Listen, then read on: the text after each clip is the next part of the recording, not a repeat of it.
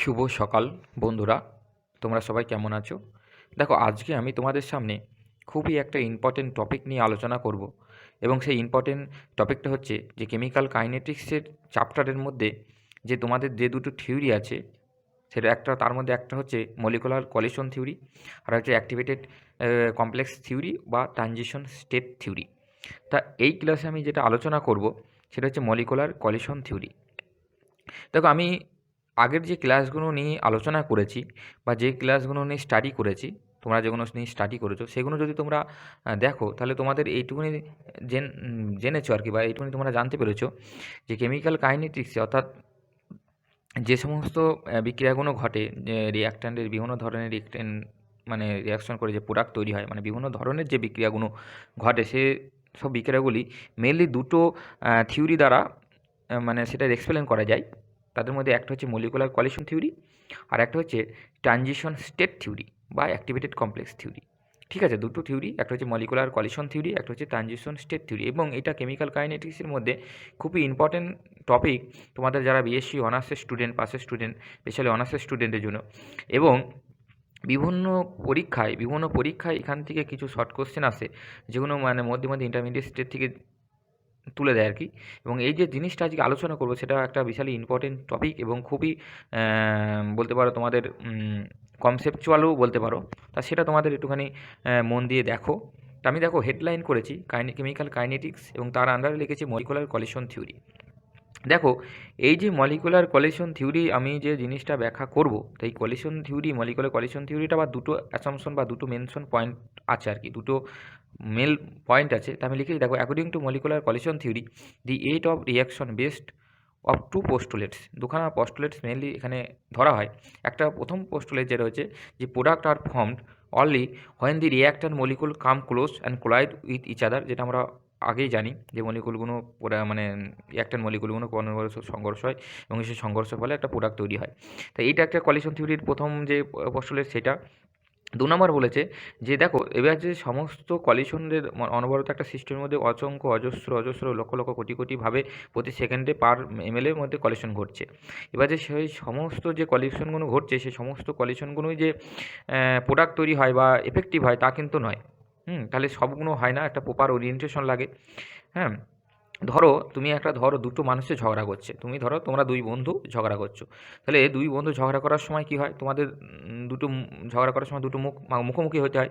হ্যাঁ, আঙুল একদিক দিয়ে ওদিক দিকে আঙুল তুলবে, তোমাকে সেই দিকে তার অপোজিটে আঙুল তুলতে হবে, মানে তোমাদের মুখোমুখি হতে হবে। কিন্তু যদি এমন হয় যে তুমি যেদিকে মুখ করেছো, তোমার বন্ধু সেই দিকে পিছু ফিরে ঝগড়া করছে, তুমি এইদিকে মুখ করে তো ঝগড়া করছো, আর তোমার বন্ধু তোমার দিকে পিছু ফিরে ঝগড়া করছে, সেরকম তো হয় না। তাহলে ঝগড়া হবে না, মানে ঝগড়াটা এফেক্টিভ হবে না, জমবে না। তেমনি এই কলিশন থিওরি তাই, মানে সংঘর্ষ হলেই যে সময় তারা প্রোডাক্ট তৈরি হবে তাই না, তাদের ওরিয়েন্টেশন প্রপার হওয়া দরকার। তাই আমি ২ নম্বর পয়েন্টটা লিখেছি, only those collisions are effective in producing the product that strictly critically of energy criteria of energy of the activation and specific orientation of the molecule. অর্থাৎ যেটার অ্যাকচুয়ালি যে অ্যাক্টিভেশন এনার্জি, যে মানে যেটা হয়, তোমরা অনেক আগেই জেনেছো অ্যাক্টিভেশন সম্বন্ধে, আমি আগের ক্লাসে বলেছি বা পূর্ববর্তী ক্লাসগুলো বলেছি। সেই অ্যাক্টিভেশন এনার্জিটা গেইন করতে হবে, এবং গেইন করলেও হবে না, একটা প্রপার ওরিয়েন্টেশন হয়ে যাবে। তাহলে এখানে দুটো পয়েন্টের মতো পয়েন্ট লুকিয়ে আছে। একটা হচ্ছে total gain of activation energy, মানে অ্যাক্টিভেশন এনার্জির যে ক্রাইটেরিয়া বা এনার্জি যে বেরিয়ার আছে, সেই এনার্জিকে কস্ট করতে হবে, এবং স্পেসিফিক ওরিয়েন্টেশন হতে হবে। স্পেসিফিক ওরিয়েন্টেশনে বা প্রপার ওরিয়েন্টেশনে মলিকুলটাকে কোলাইড করতে হবে। তাহলে এই দুটো পয়েন্ট তোমাদের বিএসসি যে এক্সাম হয়, সেই এক্সামে কিন্তু লিখতে দেয় যে কলিশন থিওরির যে থিওরি দুটি লেখো, বা মানে কলিশন থিওরির মূল যে পোস্টুলেট সেগুলো লেখো।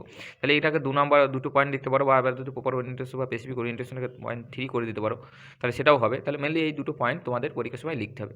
ঠিক আছে, তাহলে নেক্সট দেখো, এই যে আমাদের যে সমস্ত কলিশনগুলো সিস্টেমে ঘটছে, তাহলে সেই সমস্ত কলিশনগুলোই কী করছে, প্রোডাক্ট ফর্মেশনে সাহায্য করছে।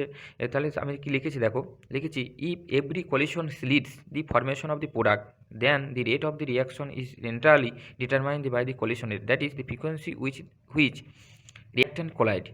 হ্যাঁ, বলতে চাইছে যে টোটাল যদি যত সংখ্যক কলিশন হচ্ছে, সে অনুসরণ যদি কলিশনটা প্রোডাক্ট হতো, তাহলে টোটাল আমরা কলিশনকে কনসিডার করতাম রেট ডিটারমাইনের ক্ষেত্রে। হ্যাঁ, এন্টারলি যে কলিশনের রেট বা কেমিক্যাল কাইনেটিক্স রেট, তার ক্ষেত্রে আমরা বার করতাম, বা সেটাই হয়তো কেমিক্যাল কাইনেটিক্স রেট। কিন্তু দেখা যায় সমস্ত কলিশনগুলো কী হয় যে এফেক্ট হয় না। তাই লিখেছে but every collision will not leads the chemical reaction is easily shown in this reactions.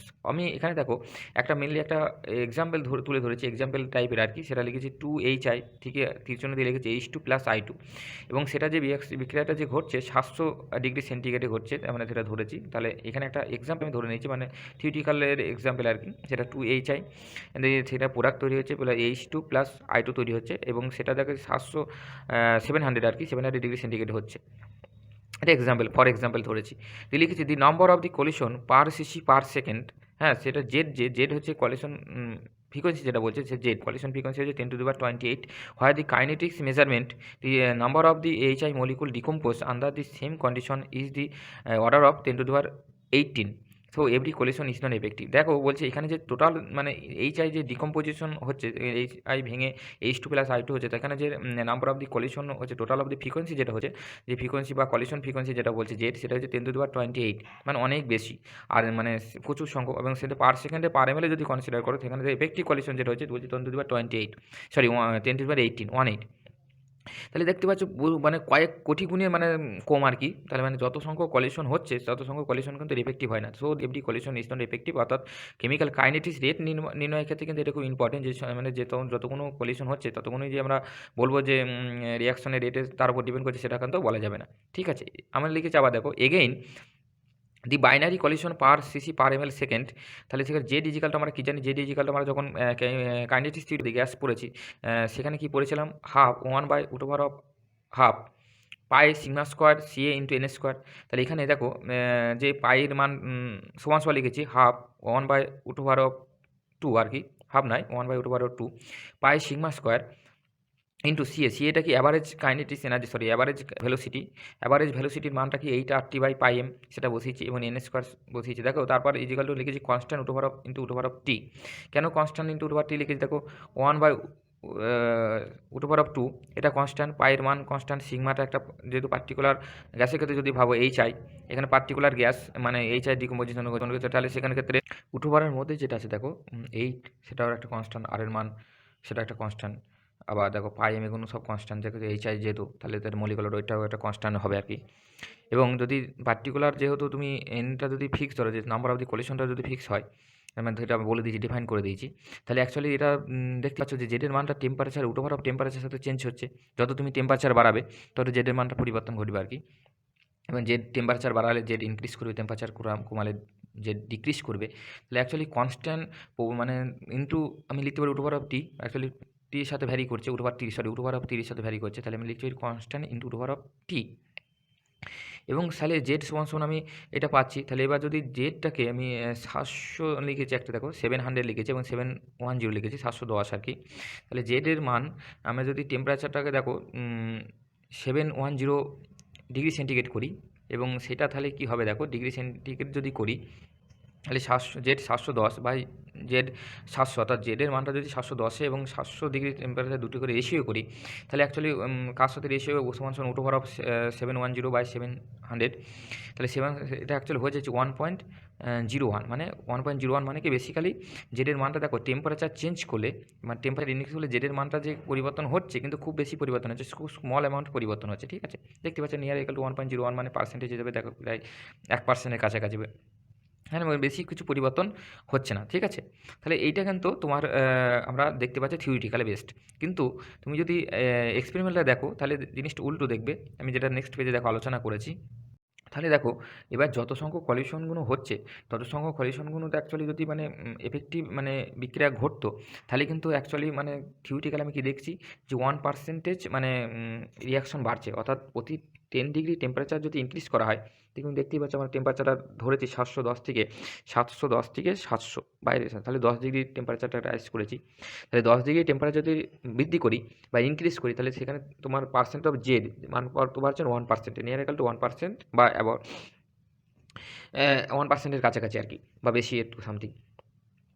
তাহলে এই যে প্রত্যেকটা মানে যদি 10 ডিগ্রি তাপমাত্রা যদি বাড়ানো হয়, টেম্পারেচার যদি বাড়ানো হয়, তাহলে 1%, কিন্তু বাস্তবে দেখা যায় সেই মানে 10 ডিগ্রি তাপমাত্রা যদি তুমি ইনক্রিজ করো, টেম্পারেচার যদি 10 ডিগ্রি টেম্পারেচার যদি ইনক্রিজ করো, তাহলে রেট অফ দি কেমিক্যাল কাইনেটিক্সের যে রেট, সেটা মোটামুটি 200 টাইম থেকে 300 টাইমস পর্যন্ত বৃদ্ধি পাবে। তাহলে সেইটা কেন? তাহলে আমি দেখো লিখেছি দেখো if every collision is effective then for 10 degree rise in temperature the increase in every reaction rate would be 1%, but from the kinetics measurement it is found that 200 থেকে 300% for 10 degree rise in temperature, so every collision is not effective। অর্থাৎ মানে যদি প্রত্যেকটা কলিশনে effective হতো তাহলে 10 degree rise টেম্পারেচারের জন্য 1% বাড়তো, কিন্তু দেখা যায় বাস্তবে 200 থেকে 300% বাড়ছে।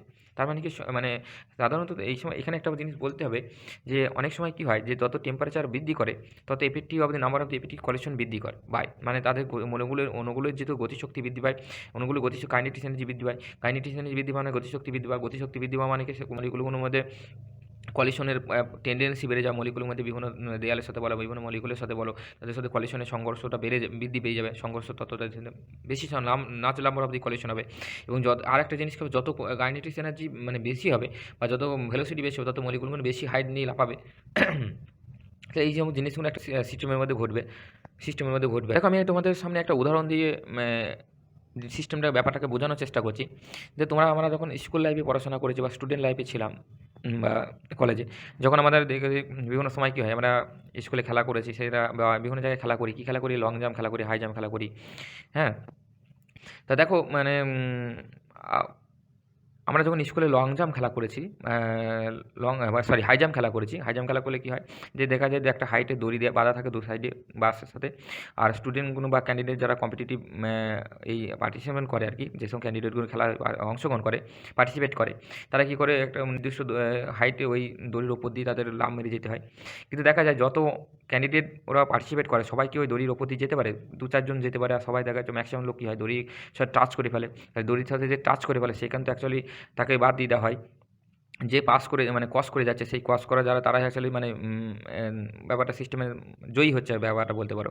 তেমনি মলিকুলগুলোরও তাই। মলিকুলগুলো কী হয়, যখন একটা মলিকুলের সাথে একটা মলিকুলের সংঘর্ষ হয় তখন একটা কী হয় তাদের মধ্যে একটা মানে তাদের পরেই দেখো বলবো আর কি, অ্যাক্টিভেশন এনার্জি আছে, একটা স্টেট তৈরি হয়, সেটা হচ্ছে ট্রানজিশন স্টেট বলে।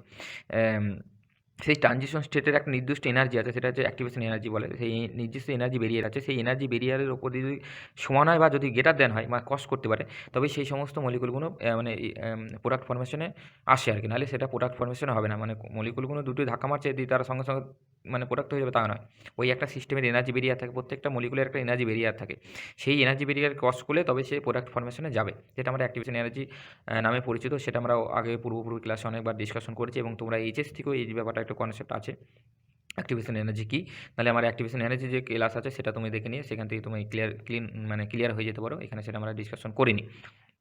আরেকটা জিনিস ধরো বলি যে মানে এই যে অ্যাক্টিভেশন এনার্জি যে ব্যাপারটা কী, ধরো অ্যাক্টিভেশন এনার্জি ব্যাপারটা যদি বলতে যাই, ধরো তোমাকে মানে তুমি একটা মানে সিস্টেমে ধরো একটা কী বলবো যে একটা চোর একটা ধরো জিনিস বাড়িতে চুরি করেছে, বাড়িতে পাঁচির দেওয়া থাকে, এবার ধরো গৃহস্থের মালিক সে দেখে ফেলেছে, তখন কি চোরটা তো ওই পাঁচির টপকে পালাবে, গেটটা ধরো বন্ধ আছে, তাহলে চোরটাকে দৌড়িয়ে ওই পাঁচির টপকে সে লাফ মেরে পালাবে। এই যে দড়ি যদি পাঁচির টপকাতে না পারে তাহলে কি সে তো চোরটা ধরা পড়বে, কারণ সে ওই ক্রস করতে পারলো না। তেমনি এই মলিকুলগুলো তাই, একটা সিস্টেমে যখন র্যান্ডমলি কলিশন হচ্ছে যতক্ষণ সে ওই পাঁচির টপকে না যেতে পারছে ততক্ষণ কিন্তু ওই পাশে যাবে না। এই যে প্রাচীরের যে হাইট সেটা হচ্ছে অ্যাকচুয়ালি মানে অ্যাক্টিভেশন এনার্জি বেরিয়ার, যেটা আমরা বলছি যে এই যে এনার্জি বেরিয়ার, সেই এনার্জি বেরিয়ার যদি একটা মলিকুল মানে সিস্টেম থেকে মানে করতে পারে মানে ক্রস করতে পারে তবে সেই মলিকুলটা কিন্তু প্রোডাক্ট ফর্মেশনে যাবে, নাহলে সবাই যাবে না। অর্থাৎ যত সংখ্যক মলিকুল আছে সবাই কিন্তু সেই সমস্ত মলিকুল কিন্তু অ্যাকচুয়ালি এই অ্যাকশনে পার্টিসিপেট করবে না, এটা কিন্তু ক্লিয়ার ঠিক আছে। এবং যদি দেখতে পাচ্ছ তার মানে কি কিছু সংখ্যক মলিকুল এক্সাইটেড হচ্ছে, সেই এক্সাইটেড মলিকুলোর হবে যে এক্সাইটেড মলিকুলগুলোর এনার্জি ক্রস করতে যেতে পারবে, বেরিয়ারটা ক্রস করতে পারবে, তারা প্রোডাক্ট ফর্মেশন করবে। তাহলে এই সমস্ত সবাই যেতে পারবে না, তাহলে এই যে কত সংখ্যক মলিকুল যাবে, এখানে তো লক্ষ লক্ষ কোটি কোটি মলিকুল আছে, একটা দুটো নয়, তাহলে সেটা কী সূত্র দ্বারা মানে প্রবাবিলিটিটা যেটা সেটা কোন সূত্র দ্বারা গাইড হয় আমরা জানি সবাই, বোলজম্যান ডিস্ট্রিবিউশন দ্বারা গাইড হয়, যেটা আমরা অনেক আগেই পড়েছি, থার্ড লতে যেখানে পড়েছি সেখানে আমি পড়ে এসেছি, বা আরও যেখানে বলে যখন স্ট্যাটিস্টিক্স সার্ভেনাইজ পড়েছি সেখানেও পড়েছি। তাহলে সেই জিনিসটা তোমাদের এখানে মাথায় রাখতে হবে। আমি দেখো কি লিখেছি সুন্দরভাবে, দেখো নোটটা দিয়েছি। Only those collision will be effective which rise in the molecule to the activated state, অর্থাৎ অ্যাক্টিভেটেড স্টেটটা যখন যাবে অ্যাক্টিভেটেড স্টেটের মধ্যেই যাবে সেই সমস্ত মলিকুলগুলোই এফেক্টিভ হবে। Now the proportion of the activated molecule to the activated state, now the proportion of activated molecule having excess energy equal to activation energy or greater at particular temperature T is given by Boltzmann factor e to the power minus A by R T. মানে কত সংখ্যক molecule মানে activated হবে বা activation energy gain করবে, বা তার চেয়ে বেশি হলে তো উম, যাবে, এবং তার সমান হলেও যাবে। তাহলে সেই যে সমান, সেটা কত সংখ্যক মলিকুল বোলজম্যান ডিস্ট্রিবিউশন ফ্যাক্টরের যে প্রবাবিলিটি ব্যাপারটা চলে আসছে, সেই জন্য প্রবাবিলিটি বোলজম্যান ফ্যাক্টর চলে আসবে এখানে e to the power minus A by R T, যেখানে ইয়ে হচ্ছে অ্যাক্টিভেশন এনার্জি। তাহলে আমি লিখেছি দেখো, number of the activated molecule by total number of the molecule of the present in the system. তাহলে সেটা যে হলো N by N zero, total সংখ্যক মলিকুল present in the system in zero, এবং যে সমস্ত মলিকুল এক্সাইটেড সেটা যেতে পারে সেটা হচ্ছে এন। তাহলে N by N zero equal to আমরা কি জানি, সেই বোলজম্যান ডিস্ট্রিবিউশন ল, সেটা হচ্ছে e to the power minus A by R T. যদি পার মোলের ক্ষেত্রে ধরি তাহলে আর টি, যদি পার মলিকুলের ক্ষেত্রে ধরি তখন সেটা বলবো কেটি। তাহলে নেক্সট পেজে দেখো আমি কি বলেছি। তারপর দেখো এই যে জেডটাকে আমি ডিনোট করছি, যে জেডটা আমি আগে যে বলেছি কলিশন ফ্রিকোয়েন্সি, সেই কলিশন ফ্রিকোয়েন্সি মানে কি, কত সংখ্যক মলিকুল কলিশন হচ্ছে, number of the collision present in the system. ওখানে কিন্তু এটা বলা নেই যে যে সমস্ত মলিকুলগুলো এনার্জি ব্যারিয়ার ক্রস করবে সেই সমস্ত কলিশনগুলো কি এখানে কনসিডার করছে, তা নয়। জেড দ্বারা প্রকাশ করা হচ্ছে কি টোটাল সিস্টেমে যত সংখ্যক কলিশন হচ্ছে, সে ছোটো হতে পারে, মানে ছোটো এনার্জি নিয়ে কলিশন হতে পারে, বড় এনার্জি নিয়ে কলিশন হতে পারে, এনার্জি ব্যারিয়ার ক্রস করতে পারে, এনার্জি ব্যারিয়ার ক্রস করে বেরিয়ে মানে অনেক হাইট হতে পারে, বা এনার্জি ব্যারিয়ার ক্রস না করতে না পারে ছোটো কম এনার্জির জন্য। হ্যাঁ, তাহলে সেই সমস্ত ধরনের কলিশনগুলোকে আমরা পার এমএল পার সিসি বা পার সেকেন্ডে যেটা হচ্ছে সেটাকে জেড দ্বারা প্রকাশ করছি। তাহলে দিন মানে কি টোটাল নাম্বার অবধি কলিশন মানে প্রচুর এমন বেশি, এবং সেইটা ধরে সেই সমস্ত সংখ্যক মলিকুল তো আর ওই তোমার কি বলবো অ্যাক্টিভেশন হচ্ছে না, বা এনার্জি সিস্টেমটাকে কস করছে না। তাহলে সেটা যেটা কস করছে সেটা কী দিয়ে প্রকাশ করবো, সেটাকে আমরা জেড দিয়ে প্রকাশ করবো, মানে সরি ই টু দি পাওয়ার মানে বোলজম্যান ডিস্ট্রিবিউশন ফ্যাক্টর যেটা যে e to the power minus A by R T, সেটা দিয়ে গুণ করবো আর কি। তার জন্য আমি লিখেছি দেখো, if Z denotes the number of the collision per second per cc per second, then the number of the effective collision in which the activated molecule will be involved will be z into e to the power minus a by rt। ঠিক আছে, তাহলে effective collision, তাহলে তোমাদের chemical kinetics এটার কার উপর depend করে, effective collision, not number of the collision, only number of the effect collision. এটা কিন্তু মাথায় থাকতে হবে, এটা তোমাদের বলতে হবে, যেটা পোস্টুলেটে আমি যেটা লিখেছি এফেক্টিভ কলিশন কথাটা, মানে এফেক্টিভ কলিশন এই কথাটা থাকতেই হবে, এই টার্মটা। ঠিক আছে, তাহলে তাহলে হচ্ছে কত এফেক্টিভ কলিশন, সেটা Z minus A by R T. So the rate of the transformation of the molecule per second per cc is, তাহলে DN by minus of DNA by DT. তাহলে যেটা না, এটা অ্যাকচুয়ালি ডিএন বাই ডিটি মানে কত, মানে rate হচ্ছে actually Z into e to the power minus A by R T. এটাকে নাম্বার 1 নামকরণ করছি। সেটা কার মলিকুলটা ধরেছি, এইচআই মলিকুলের যে বিক্রিয়াটা করছে সেটা ক্ষেত্রে আমরা এখানে সিস্টেমটাকে কনসিডার করছি। ঠিক আছে, তাহলে এবার দেখো লিখেছে, thus the reaction rate can be calculated theoretically from the equation 1 and then compare with the experimental value for the kinetics measurement, and for this purpose let the us consider bimolecular reaction in which a single species undergoes decomposition, অর্থাৎ HI decomposition যেটা করছে 2HI থেকে লিখছে H2 plus I2, suppose n number of the present of the system molecule per cc per ML of the system, and binary collision যেটা ঘটছে সেটাও ধরছি। দেখো binary collision per second per সিসিতে ধরছি, সেটা যদি ধরি তাহলে বাইনারি কলিশনটা জেড যদি ধরি, তাহলে জেড সমস্যা মানে কি জানি 1/√2 pi sigma square CA N square, এবং তার সাথে দেখো জেড ইন্টু 1 নম্বর ইকুয়েশনে তাকাও, 1 নম্বর ইকুয়েশনে ই টু দি পাওয়ার যে মাইনাস এ বাই আর টি গুণ হয়েছে, তাহলে এখানে লিখেছি e to the power minus A by R T. তাহলে সেটা যদি মাল্টিপ্লাই করি তাহলে হয়ে যাচ্ছে 1/√2 পাই সিগমা স্কোয়ার সিএ মানে হচ্ছে 8 R T by pi M, সেটা বলছি N square e to the power minus A by R T, সেটাকে আমরা ভালোটা বসিয়েছি। পরে নামে দেখো এই ম্যাথামেটিক্সটাকে সিম্পলিফাই করেছি। ঠিক আছে, তাহলে আমরা এখানে কিন্তু যে জিনিসটা জানছি, মানে যে জিনিসটা বলতে চাচ্ছি, যে মানে যে আমরা এখান থেকে এইচআই যে ডিকম্পোজিশন হচ্ছে সেখানে আমরা থিওরিটিক্যালি একটা ভালো পাবো আর এক্সপেরিমেন্টালি একটা ভালো পাবো, দুটো ভ্যালুকে ম্যাচ করবো। তাহলে ম্যাচ যদি সমান করে, ম্যাচ হয়, তাহলে আমি সিমিলার যদি ম্যাচ হয় বা স্যাটিসফ্যাকশন করে রেজাল্ট, তাহলে বলবো যে না, আমার যে থিওরিটা কনসেপ্ট করছি বা থিওরিটাকে আমি ডেভেলপমেন্ট করছি ভাবছি সেটা ঠিক আছে। আর যদি ম্যাচ না করে তাহলে অন্যভাবে ভাবতে হবে বা লিমিটেশনগুলো দূর করতে হবে, মডিফাই করতে হবে ইকুয়েশনটা। তাহলে এখন নেক্সট পেজে আমি কী আলোচনা করছি দেখো, সেটা খুব ইম্পর্টেন্ট। লিখতে পারি দেখো, লিখেছি দেখো, so the rate of the reaction which expect to HI decomposition is equal to, দেখো 2HI আছে, তাহলে 2HI যদি রিয়াক্ট্যান্টের এক্সপেক্টে লিখি তাহলে half of HI by dt হবে। তাহলে আমি লিখেছি ওই জন্য HI number of the molecule যে প্রেজেন্ট এখানে এন ধরেছে, তাহলে এনের সাথে ভ্যারি করছে আর কি। তাহলে লিখেছি half of DNA by DT equal to 1/√2 pi sigma square 8 R T by pi into N square e to minus A by T, যেটা আমি আগে পেজে লিখে এসেছি সেটা করলাম। এবার দেখো এইটাকে দেখো হাফ মানে তাহলে যদি minus of DNA by dt করি, তাহলে এটা অ্যাকচুয়ালি হয়ে যাবে 2 into 1/2 pi sigma square 8 R T by pi into N square into দেওয়ার মাইনাস আর টি বাই, তাহলে 2/2 করছি যদি, তাহলে 2/2, তাহলে আর দেখো ভেতরে 8 আছে, তাহলে 8 মানে কি 2 × 2/2, তাহলে 2/2 ক্যান্সেল হয়ে যায়, তাহলে 2 গুণ করছে তাহলে 4 হয়ে যায়, তাহলে 4 সিগমা স্কোয়ার এন স্কোয়ার হচ্ছে, ইন্টু দেখো পাই একটা পাই আছে ইউনিভার্সিটির মানে উটোভারের মধ্যে একটা পাই আছে, তাহলে পাইটা পাই ক্যান্সেল হয়ে যাবে, উটোভার পাইটা উটোভারের উপরে চলে আসবে, উটোভার তাহলে হয়ে যাবে pi RT by M e to the power minus A by T, এটাকে 2 নম্বর নামকরণ করছি। তাহলে এটাকে ম্যাথমেটিক্সটাকে সিম্পল মানে ভাবে আমরা এখানে অ্যারেঞ্জমেন্ট করেছি। Again the from the kinetics measurement of the bimolecular second order reaction, তাহলে এখানে দেখতে পাচ্ছি এটা সেকেন্ড অর্ডার রিয়াকশন, মানে 2H আছে বা H2 পেলে H2 পেলে সাধারণত সেকেন্ড অর্ডার রিয়াকশন আছে সিমিলার, যদিও রিয়াকশনের অর্ডারটা অ্যাকচুয়ালি এক্সপেরিমেন্টাল যদি বলতে হয়, কিন্তু সেটা মোটামুটি আমি সেকেন্ড অর্ডারই দেখছি আর কি, ধরে নিচ্ছি বা হয় সাধারণত টেম্পারেচারে, পার্টিকুলার টেম্পারেচারে। তাহলে লিখেছি দেখ from the kinetics measurement of the bimolecular second order reaction, সেটা যদি হয় তাহলে কি লিখতাম, d minus dn dc by DT equal to kc square, এখানে সি হচ্ছে কনসেন্ট্রেশন অফ দি মানে রিয়াক্ট্যান্ট মলিকুল, তাহলে সেটা যদি সি স্কোয়ার, তাহলে কে এখান থেকে কী বার করেছে, তাহলে কে সমান minus 1/c square DC DT.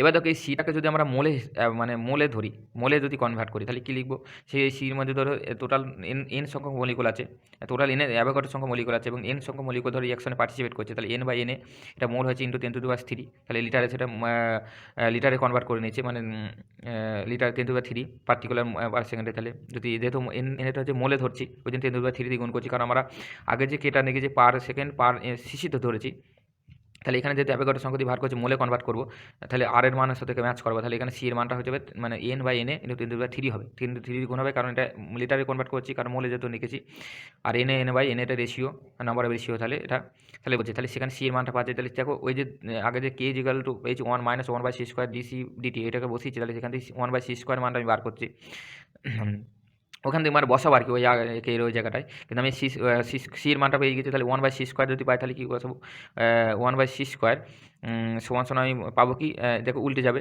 উল্টে গেলে হবে এন স্কোয়ার বাই কী হবে, n square by n Avogadro সংখ্যা এন স্কোয়ার ইন্টু 10⁻6, এটা 3 নম্বর নামকরণ করেছি। এবং ডিসি বাই ডিএন যদি বার করি, ডিসি বাই ডিএনটা আমি বার করছি, ডিসি বাই দেখো ওই যে ওপরে যেটা পেয়েছি এখানে নাও C is equal to N by N into 10⁻3, এখান থেকে আমি বার করতে পারি ডিসি বাই ডিএন, তাহলে ডিসি বাই ডিএনটা করতে পারি 10⁻3 বাই এন এনে হবে, তাহলে এটাকে 4 নম্বর নাম করেছে। 2, 3 এবং 4 থেকে কী পাবো সেটা পরে পেজে আমি আলোচনা করেছি।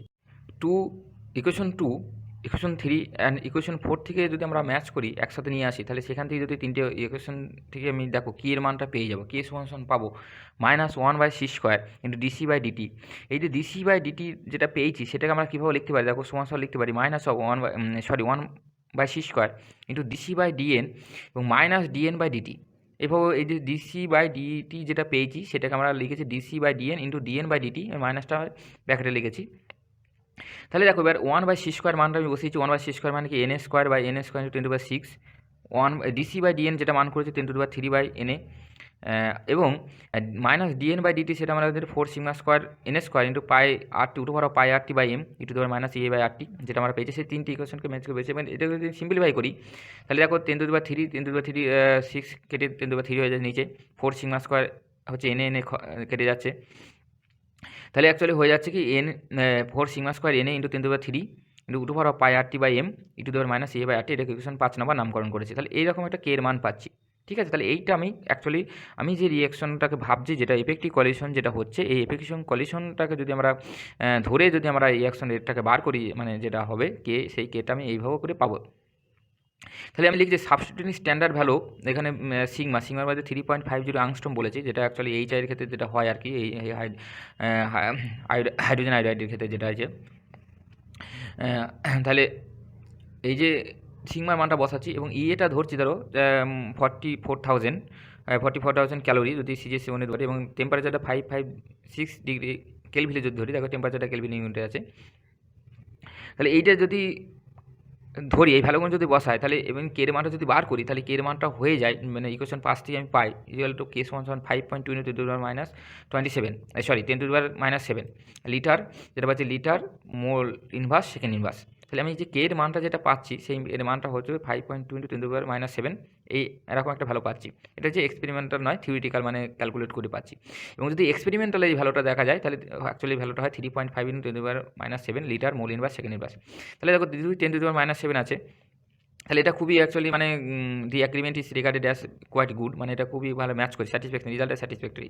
এবার 5.2 আর 3.5 যেহেতু এটা কোনো ব্যাপার নয়, 10⁻7 10⁻7 যেহেতু আছে, দুটো ম্যাচ করছে, মোটামুটি অ্যাকচুয়ালি খুবই ভালো এটাকে। তাহলে অ্যাকচুয়ালি আমি যে ফর্মুলাটা আমি পেয়েছি, কে সমান 4 sigma square N a into 10⁻³ pi R T by m e⁻a/t equation 5 নম্বর যেটা বলছি, এফেক্টিভ জেড কলিশন ধরে আর কি, এবং সেটা দেখে থিওরিটিক্যালের ভ্যালুটা এবং যদি আর এক্সপেরিমেন্টাল ভ্যালুটা ম্যাচ করি, এর সাথে ম্যাচ করছে। তার মানে কি, আমি যে থিওরিটা যে প্রপোজ করছি, সেই প্রপোজাল থিওরিটা অ্যাকচুয়ালি মানে ঠিকই আছে।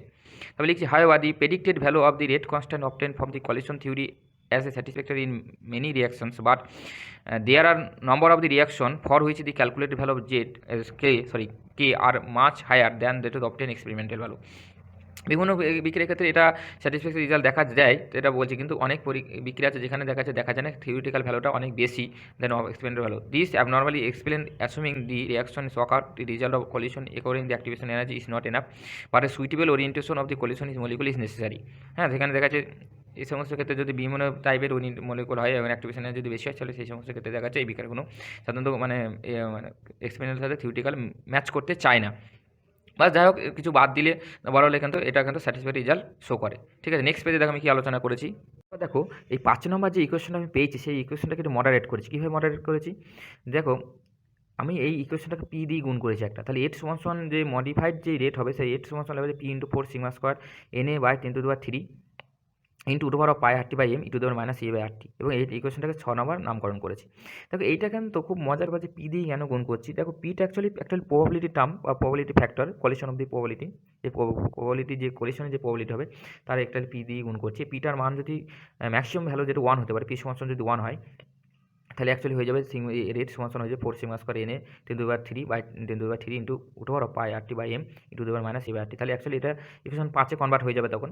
কিন্তু প্রবাবিলিটিটা অ্যাকচুয়ালি আমরা জানি, প্রবাবিলিটির যে ম্যাক্সিমাম লিমিট যেটা 0 greater less equal to P less equal to 1, তার মানে কি পি প্রবাবিলিটির ম্যাক্সিমাম ভ্যালুটা কত হতে পারে, 1 হতে পারে, এবং সবচেয়ে মিনিমাম 0 হতে পারে। তাহলে 0 থেকে 1, তার মানে অ্যাকচুয়ালি জেনারেলি ভ্যালু পি প্রবাবিলিটির যে ফ্যাক্টরটা সেটা লেস দ্যান সাধারণত 1 হয়, ম্যাক্সিমামটা 1 হতে পারে, কিন্তু সাধারণত জেনারেলি লেস দ্যান 1ই হয়।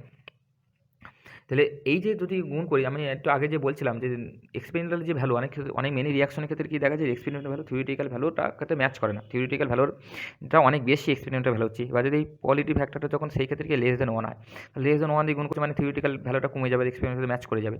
এবার যে প্রবাবিলিটিটা কীভাবে ক্যালকুলেট করবো, দেখো প্রবাবিলিটিটা ক্যালকুলেট করে পরে আমি যখন ক্লাস নেবো অ্যাক্টিভিটি অফ স্টেটের উপর যখন ক্লাসটা নেবো, তখন দেখবে যে প্রবাবিলিটিটা ক্যালকুলেট করার একটা নিয়ম আছে বা কম্পেয়ার আছে, বা বিশেষ করে প্রবাবিলিটি ক্যালকুলেটের যে ফর্মুলা সেখান থেকে সেইভাবে আমরা ক্যালকুলেট করবো, সেটা এক্সপেরিমেন্টালি প্রুভ করে, বা থিওরিটিক্যালি অনেক জেনারেশন আছে বা আছে, ফর্মুলা আছে, অনেক অ্যাসাম্পশন আছে জেনারেলাইজ করার জন্য, সেটা কিন্তু আমরা এখানে অ্যানালিসিস মানে আলোচনা করিনি, আমরা শুধু এখানে প্রবাবিলিটি ফ্যাক্টর দিয়ে গুণ করেছি, সেটা কিন্তু আমরা এখানে বলে দিচ্ছি। যাই হোক চলো, তবে দেখো ইকুয়েশন যে 5 নম্বর ইকুয়েশনটা পেয়েছি, 5 নম্বর ইকুয়েশনটা একবার দেখো। এই 5 নম্বর ইকুয়েশনটাকে যদি দেখো, তাহলে আমি কী পেয়েছি, K is equal to 4 sigma square N into 10⁻³ into pi r/t/m into e⁻a/r/t। তাহলে দেখো 4 sigma square N A by 10⁻³ into pi r/m, এই ভ্যালুটা অ্যাকচুয়ালি কনস্ট্যান্ট, সেটাকে এ ড্যাশ বলছি, ইন্টু আছে টি লিখেছি, এবং e⁻a/r/t ফ্যাক্টরটা গুণ আছে সেটাও লিখেছি। তাহলে একটা ইকুয়েশনটাকে 7 নম্বর বলছি। তাহলে এই 7 নম্বর ইকুয়েশনটা কী পাচ্ছি, যে এই যে ইকুয়েশনটা আমি কে ড্যাশ হচ্ছে একটা constant 4 sigma square N a into 10⁻³ by pi r/m, টিটা কিন্তু নেবো না। ঠিক আছে, তাহলে এটাকে নিচ্ছি, তাহলে এটা কনস্ট্যান্ট এ ড্যাশ বলছি, এবং টি এবং e⁻a/r/t আছে।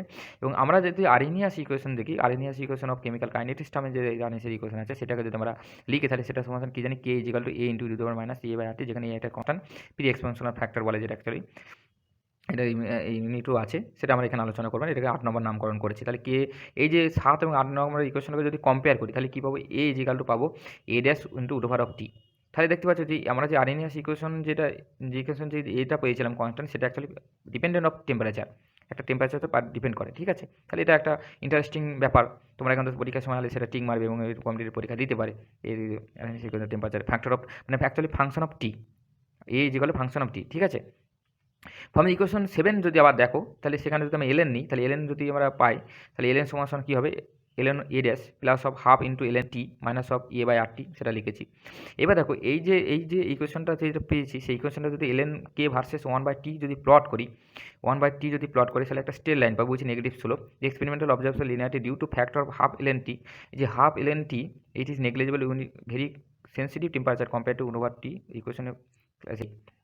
এবার দেখো এই যে প্লাস অফ 1/t এটা অ্যাকচুয়ালি মানে স্ট্রেট লাইন হওয়ার কথা নয়, মানে এই ফাংশনটা থাকছে এবং কেটা অ্যাকচুয়ালি আমি আগে এই কোশ্চেন দেখতে পাচ্ছি কেটা অ্যাকচুয়ালি বেসিক্যালি ফাংশন অফ টি, তাহলে এটা অ্যাকচুয়ালি তুমি লিনিয়ার বলা যায় না। কিন্তু এই যে 1/2 অফ ln t এইটাকে মানে নেগলেক্ট করছি, কারণ 1/t ভার্সেস প্লট যেটা করছি, তাহলে টির মানটা সেই হিসেবে সেন্সিটিভ মানে এই হিসেবে ln টির মানটা এখানে নেগলেক্ট করছি। তাহলে নেগলেক্ট যদি করে দিই তাহলে actually ln k into ln k dash minus u R T by 1/t যদি প্লট করি নেগেটিভ স্ট্রেট লাইন পাবো, একটা ওয়াই সমান মাইনাস এম এক্স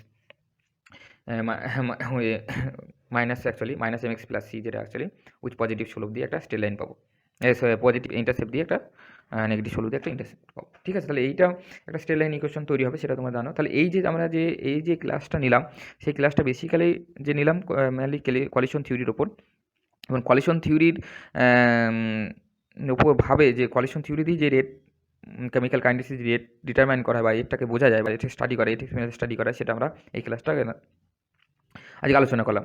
তো তোমরা যারা বিএসসি স্টুডেন্ট, বেসিক্যালি ওয়েস্ট বেঙ্গলের যে ইউনিভার্সিটি আছে তাদের আন্ডারে যে সমস্ত কলেজ আছে সেই সমস্ত ক্ষেত্রে যে পরীক্ষা আসে যে সমস্ত স্টুডেন্টের ক্ষেত্রে এই টপিকটা কিন্তু খুব ইম্পর্টেন্ট, এবং এই টপিকটা তোমরা ইউটিউব চ্যানেলে বারবার দেখবে, কারণ এটা একটু যদি না দেখো দেখবে এইখানে কিন্তু অনেক লেখার ব্যাপার আছে, একটা অনেকগুলো পয়েন্ট তোমাকে মেনশন করার ব্যাপার আছে, সেটা কিন্তু নাহলে ভুলে যাবে, এবং খুব ইম্পর্টেন্ট যেহেতু সেটা তোমরা বারবার প্র্যাকটিস করবে, খাতায় লিখে নোটটা নিয়ে প্র্যাকটিস করবে। যদি তোমাদের কোনো তাও বুঝতে অসুবিধা হয় তোমরা আমাকে কমেন্ট বক্সে জানাতে পারো, বা আমাকে 8250173629 নম্বরে ফোন করে জানাতে পারো। ঠিক আছে, তাহলে এটা তোমরা ঘরে বসে প্র্যাকটিস করো। আর ভিডিওটা যদি তোমরা লাইক করো তাহলে তোমরা তোমার বন্ধুদের লাইক শেয়ার সাবস্ক্রাইবের মধ্যে সবাইকে জানিয়ে দিও, যাতে আমাদের চ্যানেলটা রান করে বহু সংখ্যক স্টুডেন্টরা এই জিনিসটা জানতে পারে।